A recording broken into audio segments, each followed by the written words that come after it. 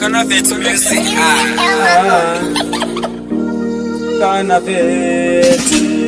Kwere. Tera unze mwanangu, tera unze mashoko angu. Zira upenyu mwanangu, usaisa standa mzeve mwanangu.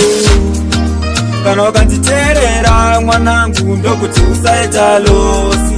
Zvikuru zviri pauri mwanangu, zvichaita unzijosi. Kana wakanditerera mwanangu, ndokuti usaita losi.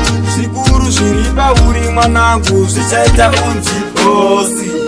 Usaterere zvenyika mwanangu, usashungurudzika.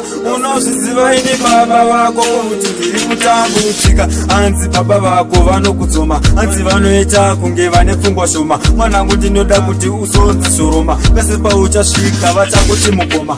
Anzi baba vako vanokudzoma, anzi vanoita kunge vane pfungwa shoma. Mwanangu ndinoda kuti uzonzi shoroma, pese paunosvika mwanangu achakuti mukoma.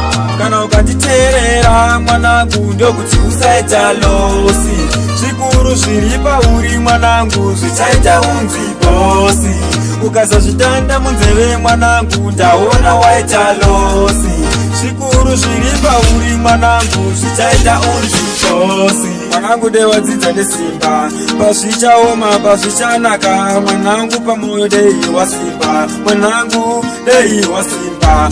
Usanyengerwa neshamwari, kubata mutoriro kana kunwa ndare. Munamato wangu mumwe chete kuna Mwari, ropafadzai mwana wangu azova nemari. Yeziya rake anamuka muropafadza atove manake. Muropafadzei pamabasa ake, ivai naye machaita zvinhu zvake, zvinhu zvake.